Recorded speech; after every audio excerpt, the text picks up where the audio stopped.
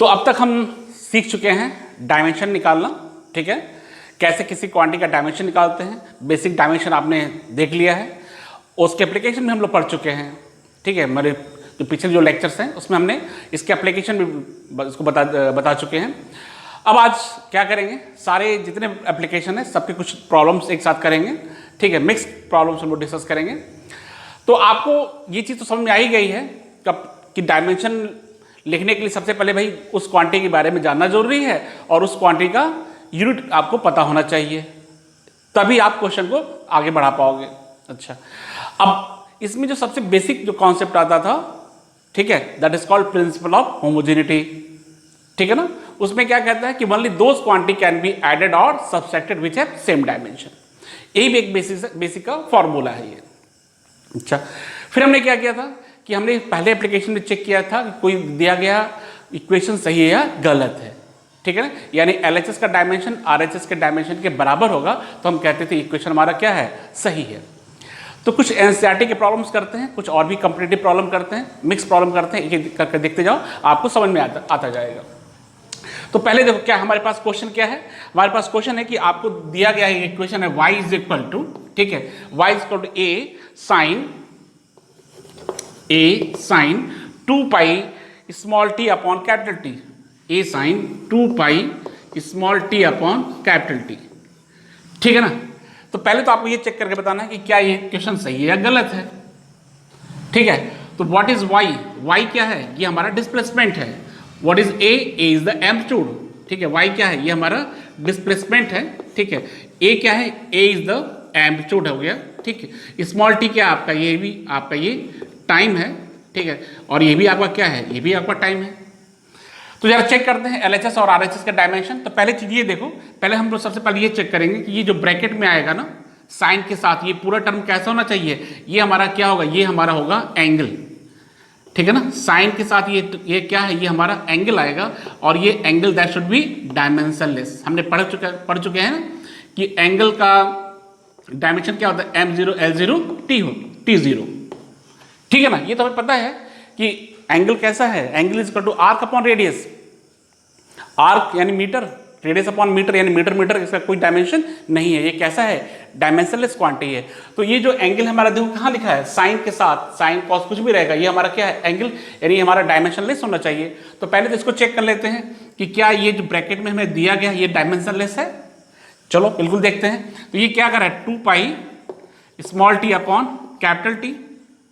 तो देखो ये तो आपका टाइम है, टाइम का डायमेंशन t हो गया, और ये capital T it is also time period, इसका डायमेंशन क्या हो गया, इसका भी कैपिटल T हो गया, ठीक है। ये क्या है, this is the dimensionless constant, ठीक है ना। ये क्या है, डायमेंशनलेस कांस्टेंट हो गया। तो इस तरह से ये कोई डायमेंशन नहीं होगा, यानी ये जो ब्रैकेट में है इसका कोई डायमेंशन नहीं है, यानी ये तो ठीक है यहाँ पे। अब जरा यहाँ चेक करते हैं, y क्या है, डिस्प्लेसमेंट, और एम्पलीट्यूड भी क्या है, ये हम a क्या है, एम्पलीट्यूड, यानी देखो y का डायमेंशन क्या हो गया, ये लेंथ हो गया ना, L हो गया, और a का भी डायमेंशन क्या होगा, ये भी L हो गया। तो इस तरह से क्या देखोगे, इस तरह से हमें ये पता चल गया कि डायमेंशन ऑफ LHS, ठीक है, dimension of LHS is equal to क्या हो, डायमेंशन ऑफ RHS। जब ये हो गया तो फाइनली इक्वेशन कैसा है, ये इक्वेशन हमारा सही है। देख लो, y इज इक्वल टू हमने क्या लिखा था, y इज इक्वल टू लिखा है a साइन, ठीक है ना, 2 pi small t upon capital T। तो ये क्या हो गया, ये तो डायमेंशनलेस हो गया। इधर LHS में क्या हो गया, LHS में लेंथ आ गया, RHS में भी क्या आ गया, लेंथ आ गया। दोनों डायमेंशन कैसे होंगे, सेम होंगे। तो हम क्या कहेंगे, दिया गया इक्वेशन कैसा है, सही है।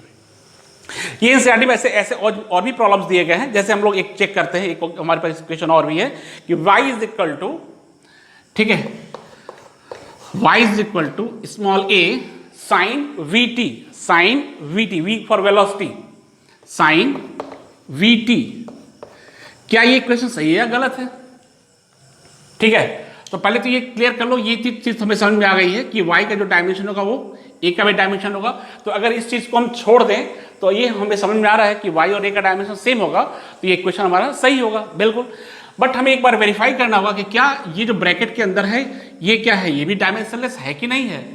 तो पहले फिर से याद कर लो, ये हमें थीटा होना चाहिए, और थीटा का डायमेंशन बता चुके हैं, M0 L0 T0।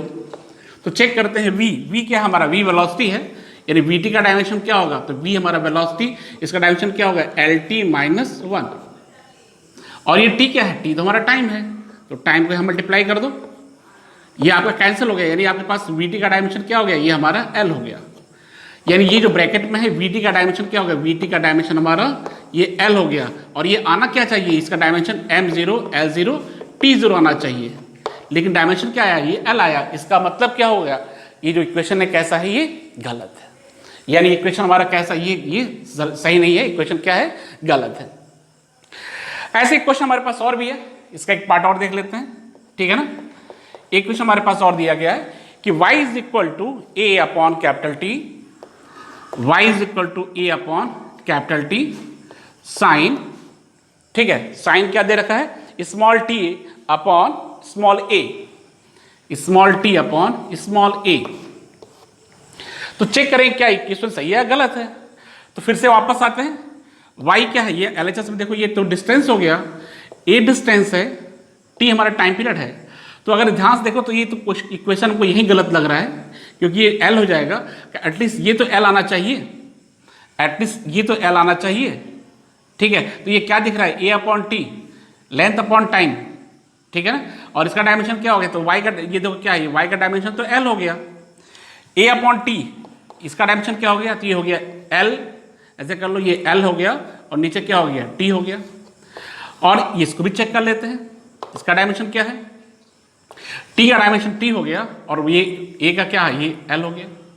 तो ये मत सोचना कि ये टी से टी कैंसिल कर दो, एल से एल कैंसिल, नहीं, ऐसा कुछ नहीं है यहाँ पे, क्योंकि ये डायमेंशन क्या, ये दैट शुड बी डायमेंशनलेस, ये क्या होना चाहिए, m0 l0 t0 होना चाहिए। बट ये क्या आ रहा है, टी अपॉन एल आ रहा है। और ऐसे भी देख लो, एल का डायमेंशन इधर है और यहाँ एल अपॉन टी है, ये इक्वेशन कैसा है, ये गलत है, ये इक्वेशन कैसा है, ये गलत है, ठीक है। अब हमारे पास एक क्वेश्चन और भी देख सकते हैं, हमारे पास इस तरह से क्वेश्चन हमारे पास आ रहे हैं कि आप चेक करके बता सकते हैं दिया गया क्वेश्चन सही है या गलत है। एक क्वेश्चन और देख लेते हैं हम लोग, क्या क्वेश्चन है, y is equal to a upon root two, ठीक है ना। क्या कह रहा है, साइन और कॉस यहां दोनों आ जा रहे हैं, ठीक है। तो ये हो गया sine 2 pi by t, 2 pi small t upon capital T, और ये कह रहा है प्लस कर दो cos 2 pi small t upon capital T, ठीक है ना। चेक करना है, मेरे हिसाब से आपको समझ में आ गया क्वेश्चन कैसे करना है, कोई दिक्कत नहीं है। यहाँ पे y क्या है, y हमारा डिस्प्लेसमेंट है, तो ये देखो इसका डायमेंशन क्या हो गया है, l हो गया, ये हमारा डायमेंशनलेस कांस्टेंट हो गया, a हमारा एम्पलीट्यूड, इसका डायमेंशन क्या हो गया, l हो गया, ठीक है। तो यहाँ से तो ये क्लियर हो गया कि इक्वल हो रहा है, बट ये हमारा डायमेंशनलेस आना चाहिए, इसको चेक कर लो, ऑलरेडी इसको हम लोग चेक कर चुके हैं, ठीक है ना। 2 pi T upon capital T, तो यहाँ पे क्या होगा, ये टी अपॉन टी हो जाएगा, यानी ये जो ब्रैकेट का है ये क्या आना चाहिए, डायमेंशनलेस आना चाहिए, बिल्कुल सही है यहाँ पे। और ये भी क्या है, ये भी हमारा टी अपॉन टी है, तो ये भी हमारा कैसा, ये भी हमारा डायमेंशनलेस है। यानी फाइनली हमारे पास क्या आया, ये जो y का डायमेंशन जो l है वो क्या हो गया, यानी LHS का डायमेंशन आपका RHS के डायमेंशन के बराबर हो गया। सो इक्वेशन कैसा है, ये इक्वेशन हमारा सही है। अब देखो हमारे पास एक बड़ा फेमस रिलेशन आता है, इसको तो आगे भी हायर क्लास में पढ़ोगे, बट आपको थोड़ा सा इसके कॉन्सेप्ट आना चाहिए। ये हमारा है आइंस्टाइन का, ठीक है, थ्योरी ऑफ रिलेटिविटी। इनका ये कहना है कि किसी बॉडी का जो मास होता है ना, वो कांस्टेंट नहीं होता है, वो जो मास होता है उसकी वेलोसिटी पे डिपेंड करता है। यानी हम बात करें कि अगर कोई बॉडी है और वो बॉडी अगर रेस्ट में है तो उसका मास, रेस्ट का मास लेंगे, बट जैसे ही बॉडी वेलोसिटी, उसके पास वेलोसिटी आएगी तो उसका मास चेंज हो जाएगा। उसके लिए एक रिलेशन बनाया गया था, आइंस्टाइन ने एक रिलेशन बनाया था, वो रिलेशन आपको हम बताएंगे नहीं, बट आपको कह रहा है, ये बताया गया कि इसके लिए जो रिलेशन इस्टेब्लिश करके किसी क्वेश्चन में आपके एनसीईआरटी बुक में दे रखा कि इसमें कुछ मतलब उसकी इस तरह से है कि इसके इक्वेशन को रिप्रेजेंट किया गया किसी ने, तो ये देखा कि इसमें कुछ कहीं एक टर्म मिसिंग हो गया, ठीक है, एक टर्म हमारा जो वेलोसिटी है वो मिसिंग है, उस वेलोसिटी को कहाँ पे रखेंगे, यानी इसको क्या करना है, इक्वेशन को करेक्ट करना है। तो इक्वेशन कैसे दे रखा है, आपको दे रखा है कि m इज इक्वल टू, जो क्वेश्चन है कुछ कह रहा है m is equal to m naught. What is m naught, m naught is the rest mass, ठीक है, that is divide by 1 upon v square. देखो क्या लिखा है, 1 माइनस v स्क्वायर, और ये लिखा है इसका स्क्वायर रूट कर लो, ठीक है, ये कह रहा है स्क्वायर रूट। तो कह रहा है इसको चेक करके बताओ चेक करना है क्या है, आपको ये बताना है कि इसका जो आइंस्टाइन का जो करेक्ट जो इक्वेशन था, रिलेशन था, उसको आपको बताना है कि वो क्या होगा। तो कैसे चेक करोगे जरा देखो। तो पहले तो ये चेक करो कि अगर ये हमारे पास m क्या है, ये हमारा मास है, मास इन मोशन है, तो ये मास का डायमेंशन क्या होगा, इस मास का डायमेंशन तो आपका कैपिटल M होगा। ठीक है, दूसरी चीज यहां देखो, यहां इसका भी डायमेंशन क्या होगा, इसका भी डायमेंशन m होगा। ये कैसा है, ये आपका तो रेस्ट मास है, ये भी तो बात समझे कि यहां तो समझ में आ गया, बिल्कुल सही है। बट अब हम बात करते हैं कि अगर यह मास m है, डायमेंशन m है, तो इधर का भी डायमेंशन m होना चाहिए। ठीक है, और ये m आ चुका है, बट हमारे पास कुछ टर्म यहाँ वेलोसिटी का भी आ रहा है। तो अब वेलोसिटी का टर्म समझने के लिए क्या होना चाहिए, अकॉर्डिंग प्रिंसिपल ऑफ होमोजेनिटी। ठीक है, क्या करोगे, अकॉर्डिंग प्रिंसिपल ऑफ होमोजेनिटी। ये देखो कि 1 में से v स्क्वायर को क्या किया गया, सब्सट्रैक्ट किया गया है, यानी 1 क्या है, ये तुम्हारा डायमेंशनलेस क्वांटिटी है, यानी इधर भी कैसा होना चाहिए, ये भी हमारी क्वांटिटी कैसी होनी चाहिए, दैट शुड बी डायमेंशनलेस। ठीक है, यानी 1 माइनस वी स्क्वायर जो लिखा गया है, ये भी यानी ये जो क्वांटिटी ये भी कैसे होनी चाहिए, डायमेंशनलेस। और ये क्वांटिटी डायमेंशनलेस तभी होगी जब इसी क्वांटिटी का उसी में डिवाइड कर देंगे। ठीक है ना, क्या मेरी बात समझे आप लोग। देखो क्या करें, 1 माइनस वी स्क्वायर।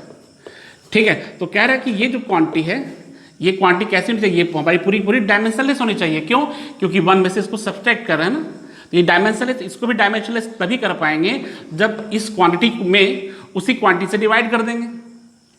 तो वो क्वांटिटी क्या है, that is the speed of light c square. ठीक है ना, वो क्वांटिटी क्या होगी, that is the c square. तो जरा c स्क्वायर से मल्टीप्लाई करके देखो, तो इसका डायमेंशन क्या होगा, अब देखो क्या होगा, 1 माइनस इसका डायमेंशन क्या हो गया, ये हो गया LT-1 का। ठीक है, ये पावर 2 हो जाएगा, और नीचे भी क्या होगा, ये भी आपका LT-1 का पावर। ठीक है, ये भी आपका 2 हो जाएगा, तो ये पूरा टर्म आपका कैंसिल हो जाएगा। तो ये इसका डायमेंशन क्या हो गया, m0 L0 T0, और इसका भी डायमेंशन क्या हो जाएगा, इसका भी डायमेंशन क्या हो जाएगा, m0 L0 T0। तो इस क्वेश्चन में कह रहा था मिसिंग टर्म क्या है, तो मिसिंग टर्म हमारा देखो क्या, ये c स्क्वायर, यानी हमारा ये इक्वेशन कैसे करेक्ट होगा, ये होगा m is equal to m0 divide by 1 minus v square upon c square, और यहाँ क्या करेंगे, ये रूट कर देंगे। ये हमारा करेक्ट फॉर्म ऑफ इक्वेशन हो गया। ठीक है, तो हमने क्या यूज किया यहाँ पे, अकॉर्डिंग प्रिंसिपल ऑफ होमोजेनिटी। ठीक है, आपका ये डायमेंशन m हो गया, इधर का भी डायमेंशन m होना चाहिए, m तो आ गया, लेकिन ये टर्म के डायमेंशन निकालने के, इसका मतलब ये पूरा टर्म जो आएगा इसका डायमेंशन लेस होना चाहिए। फिर इसमें थोड़ा सोचते हैं कि हाँ 1 के साथ सब्ट्रैक्ट किया गया है, इसका मतलब कि ये वी स्क्वायर यानी ये जो टर्म है, ये पूरा हमारा डायमेंशन लेस होना चाहिए। तो ये डायमेंशनलेस तभी होगा जब उसी क्वांटिटी में क्या करेंगे, वो जो फिजिकल क्वांटिटी में उसी फिजिकल क्वांटिटी का से डिवाइड करेंगे। ठीक है, तो हमें कह रहा था कि इक्वेशन क्या है, हमारे पास यहाँ टर्म जो c क्या है वही मिसिंग है, तो v स्क्वायर में क्या करोगे, c स्क्वायर से डिवाइड कर दोगे, तो ये हमारा टर्म पूरा क्या हो गया, ये हमारा डायमेंशनलेस हो जाएगा। ठीक है, इस तरह से हमने ये प्रॉब्लम्स को देखा। तो ये हमारा फर्स्ट फेज के जो प्रॉब्लम्स थे हमने डिस्कस किए। अब कुछ और भी प्रॉब्लम इसमें हम लोग डिस्कस कर लेते हैं। तो अब तक तो हमने ऐसे प्रॉब्लम्स को डिस्कस किया जिसमें हमें ये पता करना था कि इक्वेशन दिया गया इक्वेशन सही है गलत है। तो उसके लिए हमने क्या किया, LHS का डायमेंशन और RHS का डायमेंशन को क्या किया, इक्वेट कर दिया, और इक्वेट करने के बाद अगर दोनों सेम है तो हम कहते हैं इक्वेशन सही है। बट कुछ क्वेश्चन हमारे पास फिर ऐसे आएंगे जिसमें आपको ये दिया रहेगा कि इक्वेशन हमारा करेक्ट है। ठीक है, यानी ये क्वेश्चन जो दिया गया ये करेक्ट है, इसको चेक नहीं करना है, बट उस इक्वेशन में कुछ टर्म्स दिए रहेंगे। ठीक है, कुछ कांस्टेंट टर्म्स दिए रहेंगे, उन टर्म्स का आपको क्या करना होगा, उनका डायमेंशन निकालना होगा। ठीक है, तो बिल्कुल वही तरीका यहाँ जो अभी तब तक पढ़े हैं वही तरीका यहाँ भी है, जस्ट उसका रिवर्स एक तरह से।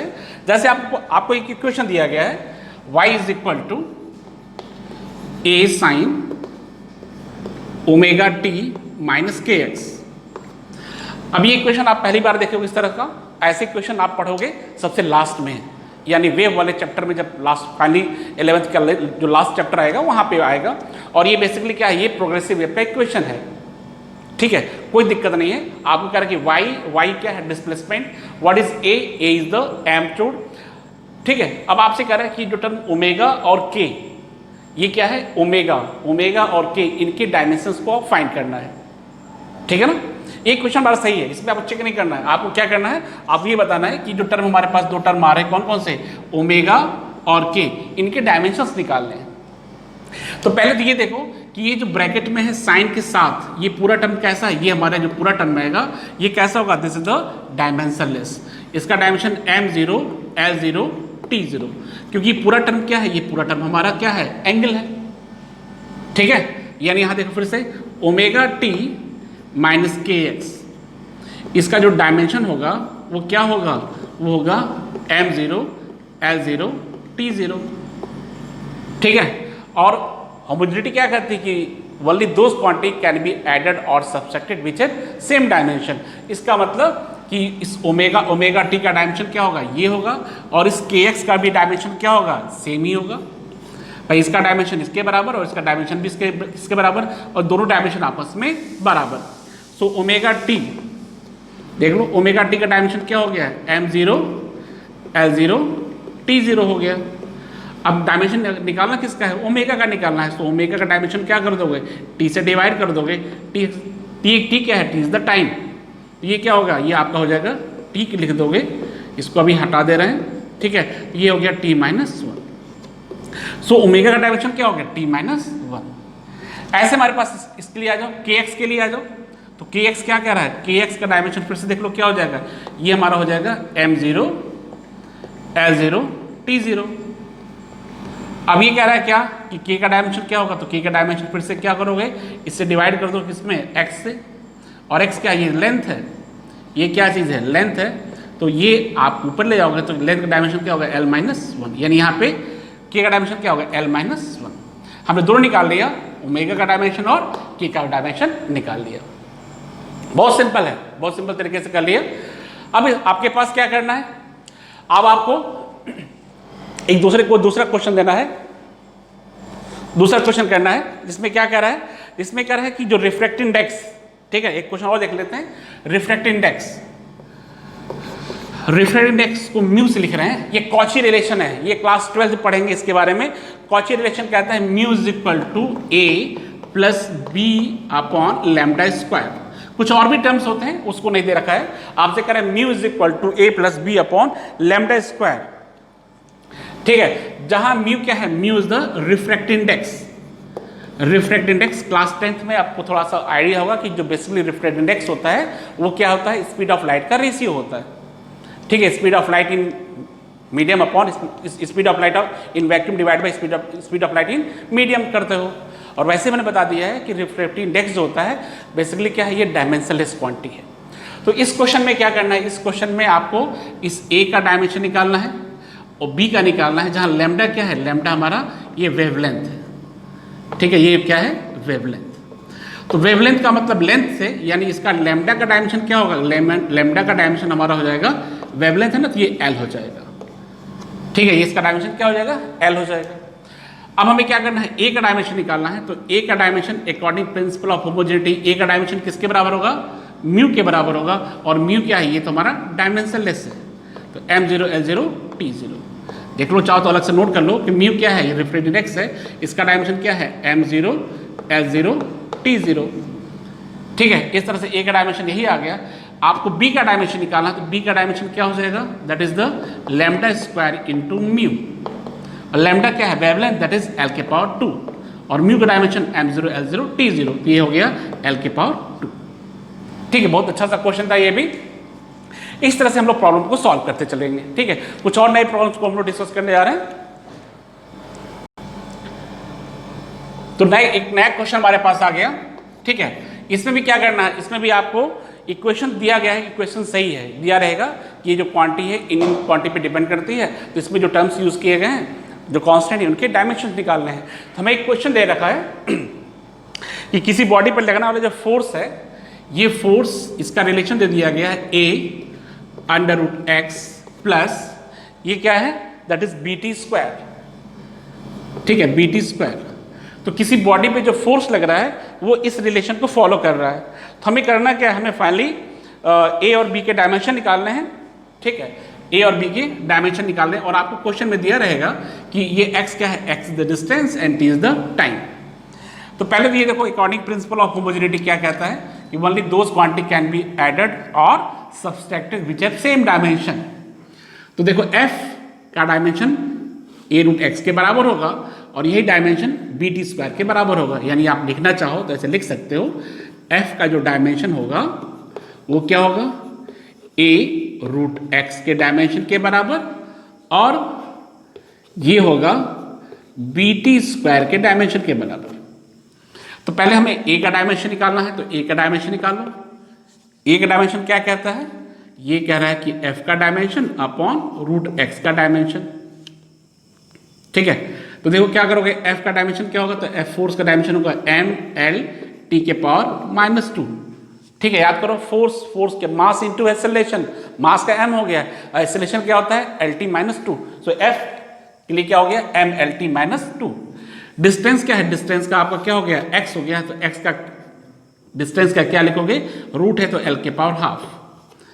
अब इसको अरेंज कर लेते हैं, यहाँ 1 है, यहाँ 1 है, उसको पहले तो 1 में से घटेगा तो क्या आपके पास आ जाएगा, ये हो जाएगा m l के पावर हाफ t के पावर -2। ये डायमेंशन किसका हो गया, a का हो गया। ऐसे b का निकाल लो, तो b का डायमेंशन क्या हो गया, f का dimension upon t square. f का भी आपको बताया ml t-2, और ये देखो क्या हो गया, ये भी आपका ये हो गया t स्क्वायर। तो आप क्या हो गया, ये हो जाएगा ml t के पावर -4। अब क्वेश्चन में आपको दे देगा कि a अपॉन b या a इंटू b निकालने के लिए, ठीक है ना। तो अगर क्वेश्चन करें कि a अपॉन b का डायमेंशन यार निकालिए, तो ठीक है, निकाल के चेक करते हैं कि a अपॉन b का डायमेंशन क्या आएगा। तो a का देखो क्या हो गया हमारे पास m l के पावर हाफ t के पावर -2, और यहाँ क्या हो गया m l t के पावर -4। ठीक है ना, तो क्या दिख रहा है कि m वाला तो कैंसिल हो जाएगा, l का हाफ है और यहाँ 1 है, ऊपर जाएगा तो -हाफ हो जाएगा, यानी l के पावर -हाफ, ये +4 माइनस यानी क्या हो गया t के पावर 2। ठीक है, सिंपल सा क्वेश्चन था, इसको हमने इस तरह से कर लिया। ठीक है, ऐसे क्वेश्चन और भी मिलेंगे। जैसे हमारे पास एक क्वेश्चन और दे रखा है कि क्वेश्चन ये है कि हमारे पास एक डायमेंशन a और b का मल्टीप्लिकेशन निकालना है, जहां ये रिलेशन जो डिपेंड करता है, किस पे डिपेंड करता है, p क्या हमारा पावर है। So power is equal to क्या है, ये दे रहा है b minus x square upon 80, b minus x square upon 80, ये रिलेशन है। तो हमें क्या करना है, a और b के डायमेंशन निकालने होंगे, और जब a और b का डायमेंशन निकल जाएगा तो फिर क्या करेंगे, इसको अपने तरीके से हम लोग सॉल्व कर लेंगे। a अपॉन b या a इंटू b करना चाहे तो हम लोग कर सकते हैं। तो पहले तो देखो, पहले हम b का निकालने की कोशिश करो, क्योंकि b माइनस एक्स स्क्वायर है, तो according principle of homogeneity only those quantity can be added और subtracted which have same dimension. तो यहाँ पे देखो क्या हो जाएगा, b का जो डायमेंशन हो जाएगा this is equal to x क्या है, लेंथ हो गया ना, तो l के पावर 2 हो जाएगा। b का डायमेंशन एक्स स्क्वायर के बराबर हो गया, x क्या है, लेंथ है, तो b का डायमेंशन क्या हो गया, l के पावर 2 हो गया। a का डायमेंशन निकालना है, तो a इज इक्वल टू, देखो क्या लिखोगे, a इज इक्वल टू, ये देखो b square b minus x square, यानी ये उसका डायमेंशन क्या हो गया, l के पावर 2 हो जाएगा। ठीक है, और ये p आपका नीचे जाएगा और ये आपका t हो जाएगा। चाहो तो एक टर्म और यूज कर लो भी, क्या, b माइनस एक्स स्क्वायर कर देते हैं, तो b क्या है, यानी डायमेंशन हो गया, तो ये हो गया l के पावर 2 हो जाएगा।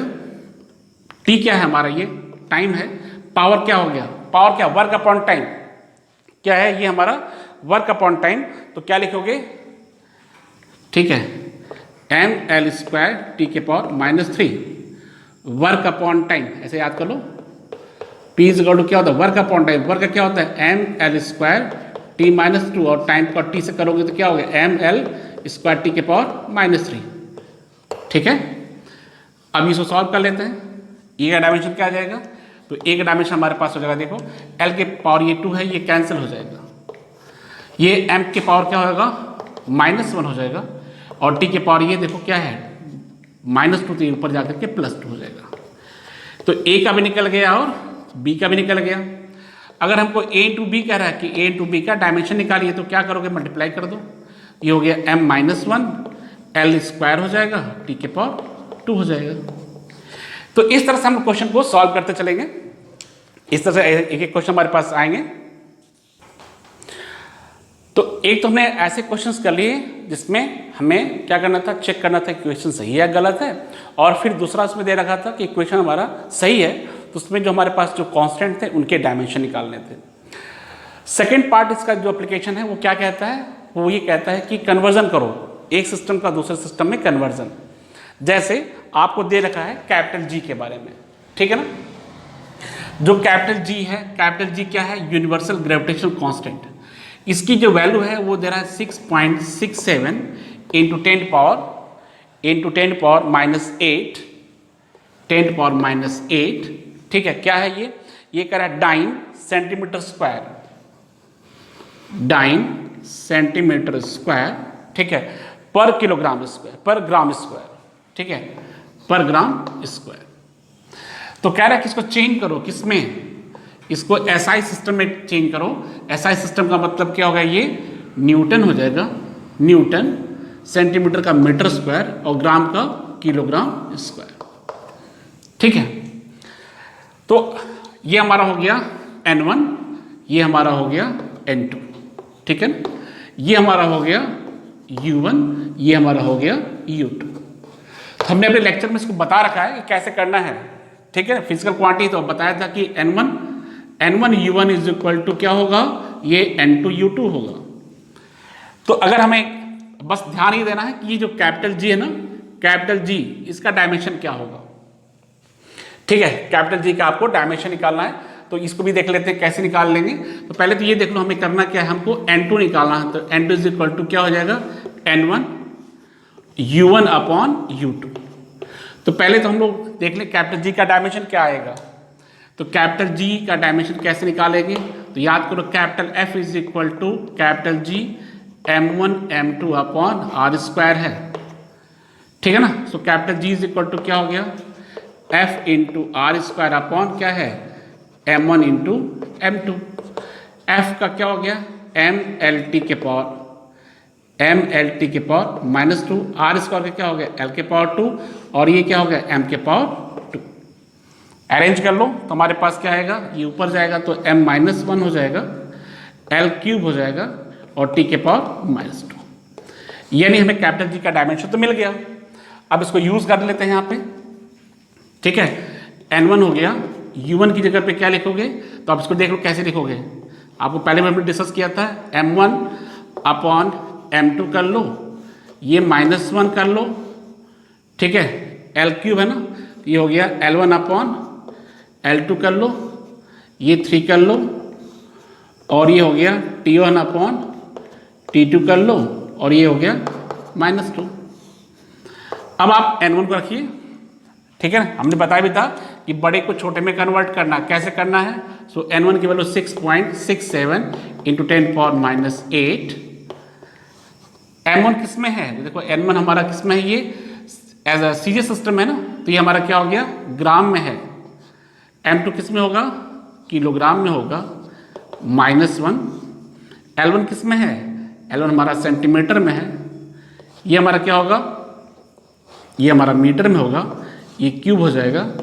और टाइम का दोनों ये टाइम दोनों सेकेंड में रहेगा, तो ये सेकेंड रहेगा और ये भी सेकेंड रहेगा, -2, ठीक है। आप चेंज कर लो 6.67 इंटू 10 पावर -8। क्या करना है यहाँ पे, हमने बताया था कि जो बड़ी यूनिट है इसको छोटे में कन्वर्ट कर लो। तो ग्राम को ग्राम रहने दो, ये किलोग्राम का ये हो गया 1000 हो जाएगा, 1000 ग्राम कर लो। सेंटीमीटर का हो, सेंटीमीटर में रहने दो, मीटर का हो गया 100 सेंटीमीटर, ये क्यूब हो जाएगा, और ये सेकेंड हमारा कैंसिल हो ही चुका है, इसमें कोई दिक्कत नहीं। बस अब इसके पावर को ध्यान देना है, यह -1 है और यहाँ क्यूब है। तो आप देखो क्या करोगे आप, सो N2 इज इक्वल टू हो जाएगा N1 इंटू, ये देखो -1 है, ये ऐसे, तो ये ऊपर हो जाएगा 1000 इंटू, ये देखो क्या हो गया 1/100 का ये कितना पावर 3 हो जाएगा, ठीक है। तो आप क्या लिखोगे 6.67, इसको नोट कर लो, 6.67 इंटू 10 पावर -8, ठीक है। अब क्या हो जाएगा इंटू, ये हो गया 1000, और क्या बताया था ये 1/100 इंटू 1/100 इंटू 1/100, ठीक है। 2 0 यहाँ कैंसिल कर दो, 1 0 यहाँ से कैंसिल कर दो, तो बचा हमारे पास क्या 2 और ये 3 जाएगा, तो कितना आ जाएगा, ये हो जाएगा 6.67 इंटू 10 पावर -11। क्या यूनिट बोलोगे, तो ये बोलोगे वही सेम, ठीक है, न्यूटन मीटर स्क्वायर पर किलोग्राम स्क्वायर, ठीक है, निकाल लिया किस तरह से हमने, बड़े सिंपल आसानी तरीके से इसको, इसके डायमेंशन को हमने, डायमेंशन की मदद से कैसे हमें कन्वर्जन करना था ये भी हमने देख लिया। ठीक है, नेक्स्ट क्वेश्चन देखते हैं हम लोग फिर से। तो अब हम फिर एक नए तरह क्वेश्चन फिर से करते हैं। ठीक है, उस क्वेश्चन में क्या करना है, तो देखो इस क्वेश्चन में आपको करना क्या है कि आपको दे रखा है कि फोर्स, ठीक है ना, फोर्स F, ठीक है ना, और क्या दिया है, लेंथ,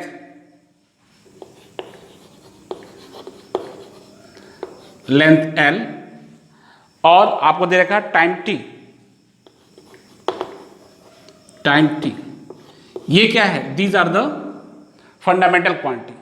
ठीक है, इनको हमने फंडामेंटल क्वांटिटी मान लिया। ठीक है, ये क्या है, दीज आर द फंडामेंटल, ये फंडामेंटल क्वांटिटी है। तो करना क्या हमको है, अगर F, L और T हमारे फंडामेंटल क्वांटिटी है तो हमें पता ना कि what would be the dimensional formula for density. ठीक है, हमें क्या करना है, डेंसिटी के लिए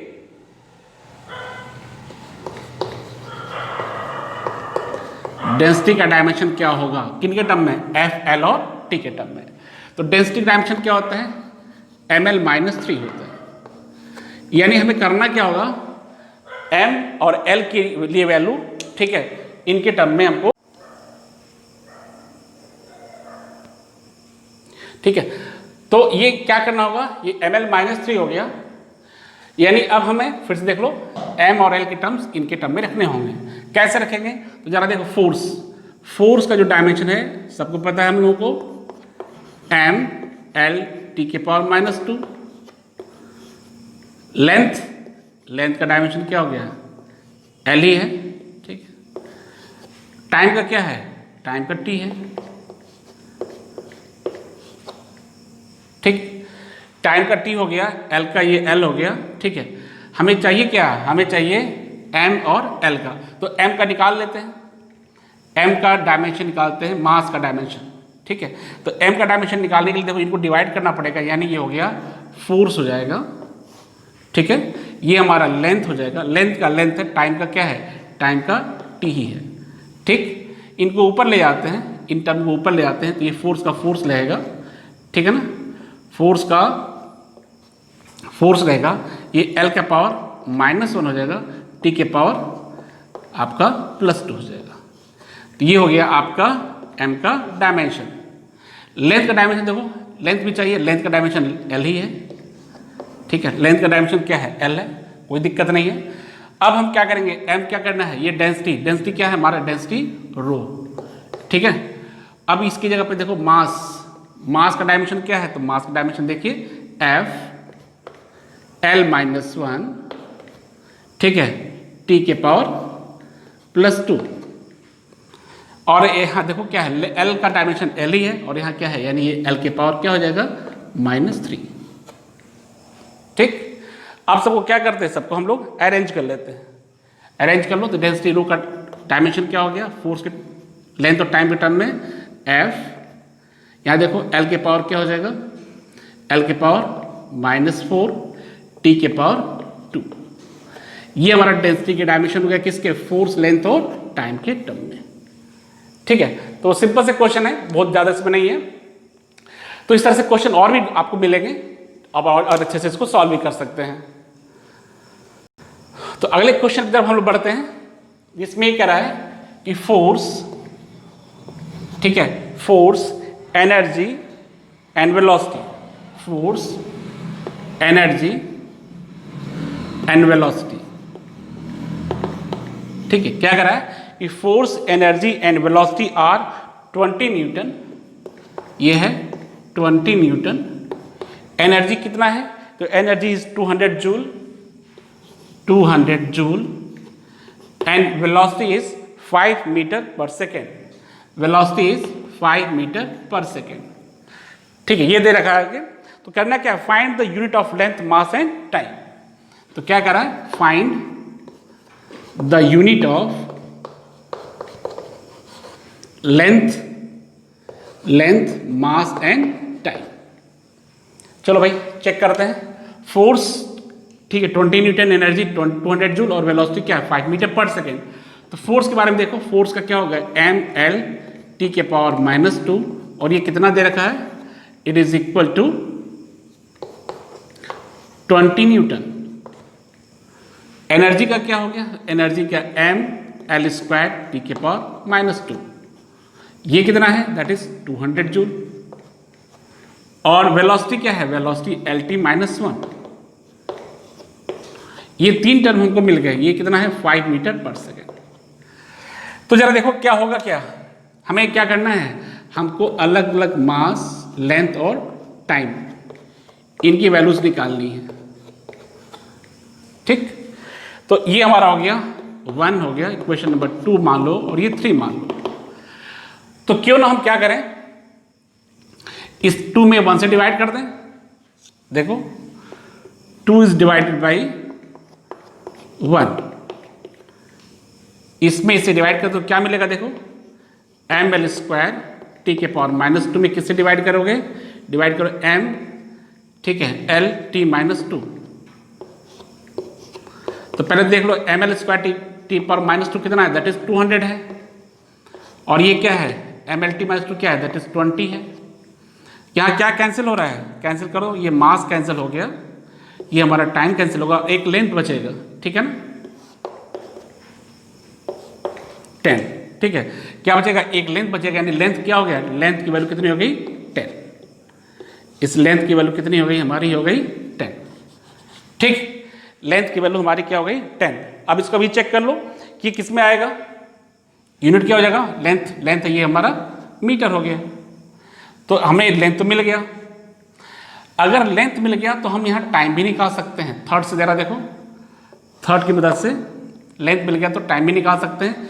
टाइम निकालो यहाँ से, तो यहाँ देखो क्या हो गया, L T -1 is equal to कितना है 5 दे रखा है, ठीक है।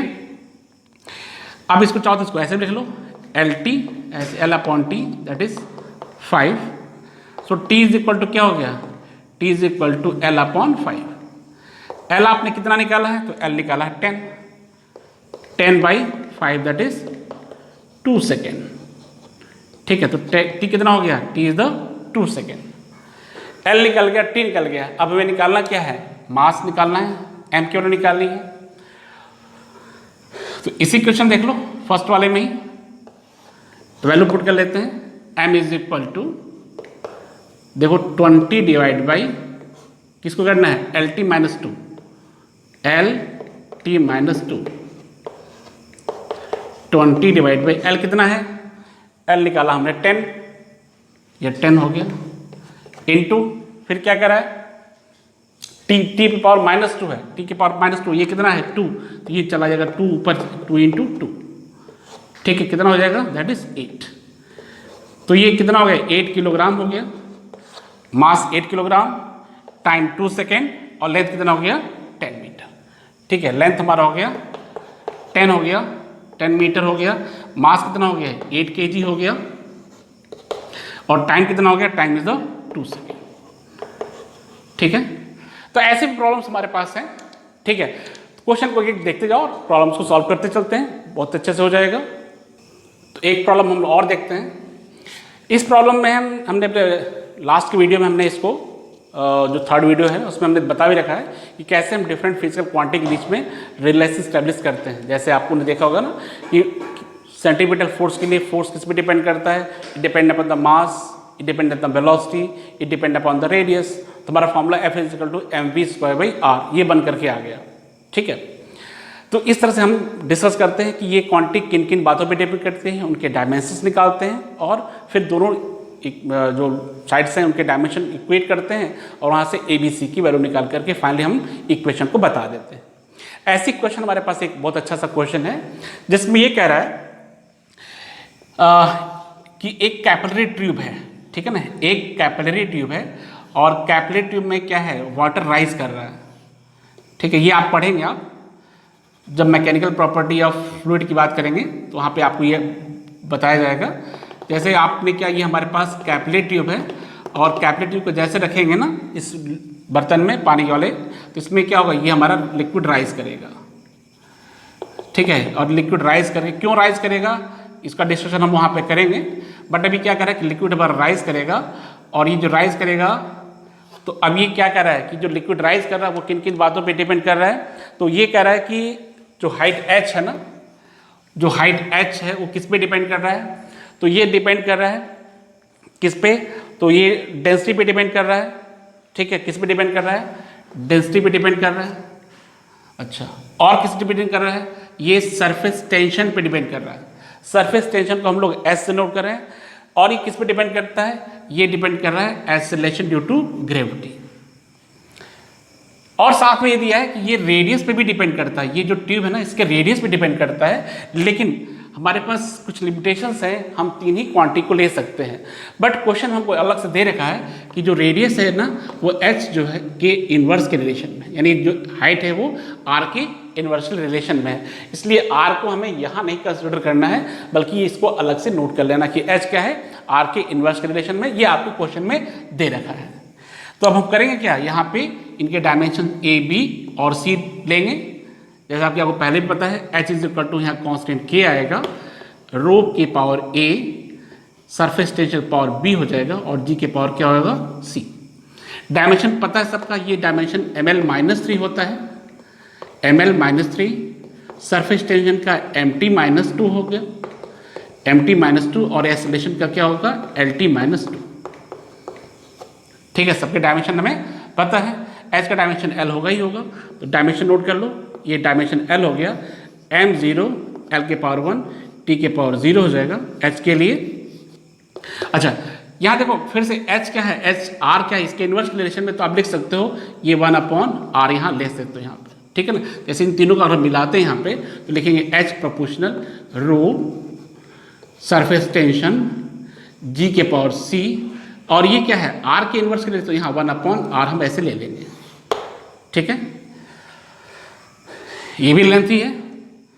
अब k का डायमेंशन ये कुछ नहीं है हमारे पास, डेंसिटी का कितना है ml-3 है, देखो ये हो गया ml-3 के पावर कितना हो गया, a हो गया।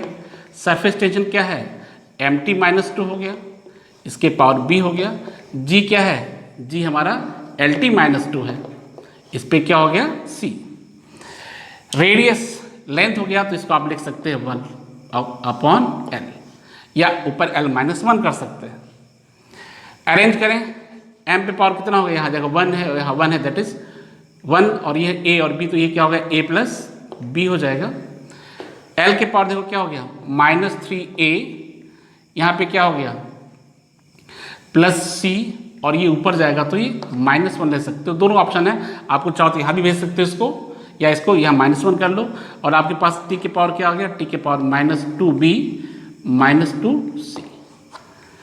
अब आपको करना क्या है, आपको सिंपल पता है कि आपको क्या करना है, इक्वेट करना है सबके डायमेंशन को, m और lt के डायमेंशन को इक्वेट करना है। तो देखो m का इक्वेट करो तो क्या मिलेगा, a+b = 0, -3a + c - 1 = 1, और थर्ड क्या है -2b -2c = 0। ये तीन वैल्यू हमको आके मिल गई, ये टर्म्स हमको मिल गए हैं। अब हमें करना क्या होगा, इनको सॉल्व करना होगा। ठीक है, इनको क्या करना होगा, सॉल्व करेंगे। तो आप सॉल्व करिए, बिल्कुल सॉल्व करिए इसको, और देखो सॉल्व करने के बाद हमारे पास जो a की वैल्यू कितनी आएगी, a की वैल्यू -1, ऐसे हमारे पास b और c की वैल्यू भी आएगी। आप सॉल्व करें और चेक करो कि आपके आंसर सही आ रहे हैं। ठीक है, जिसमें आपके पास b की वैल्यू +1, ठीक है, और c की वैल्यू -1। ये हमारे पास ये रिलेशन, यानी वैल्यूज a b c की वैल्यू हमारे पास आ गई। अब आप क्या करेंगे, इनके इक्वेट करेंगे, यानी इनको वैल्यू पुट करके हम इक्वेशन को सॉल्व करेंगे, बताएंगे कि क्या फाइनल हमारे पास फॉर्मूला आया। सो h = कांस्टेंट k, रो के पावर a, ये कितना है जरा देखो -1 है, -1 कर लो। b के पावर कितना है, देखो h के पावर क्या है, सरफेस टेंशन के पावर b है, ये हमारा 1 है। g है, g के पावर कितना है, c की वैल्यू कितनी है -1 है, और यहाँ क्या है 1/r, तो रहेगा ही रहेगा। तो हमारे पास देखो दोनों टर्म में क्या है, माइनस माइनस है, और सरफेस टेंशन पे क्या है हमारे पास प्लस है, तो बाकी टर्म्स को नीचे लेते जाओ। सो h = constant k, surface tension upon rho into g into r। ये क्वेश्चन थोड़ा सा अलग है, क्योंकि इसमें हमें जो दिया गया है वो 4 क्वांटिटी दी गई ना, ये हमारे पास 4 क्वांटिटी दी गई है, तो 3 क्वांटिटी का रिलेशन इस तरह से, चौथे क्वांटिटी को हम यहाँ अलग कर लेते हैं। ठीक है, और वो क्वेश्चन में आपको दिया रहेगा कि कैसे इसको अलग करना है। बाकी प्रोसेस हमारा वही है, डायमेंशन इक्वेट करना है, ए बी सी की वैल्यू निकालनी है, निकालने के बाद इसको रखने के बाद फाइनल हमारे पास फॉर्मूला हो गया। तो देखो बेटा, हमने सब कुछ सारे इस डायमेंशन की जितने भी प्रॉब्लम्स हैं, बेसिक्स भी है, थोड़ा एडवांस लेवल के भी प्रॉब्लम हमने डिस्कस किया, और मेरे हिसाब से ये सारे क्वेश्चन हो गए। अभी क्वेश्चन आपके पास बहुत से क्वेश्चन ऐसे आएंगे, लेकिन आपको काफ़ी इससे मदद मिलेगी। तो ठीक है, अब नेक्स्ट लेक्चर में हम लोग नए चैप्टर के साथ आते हैं।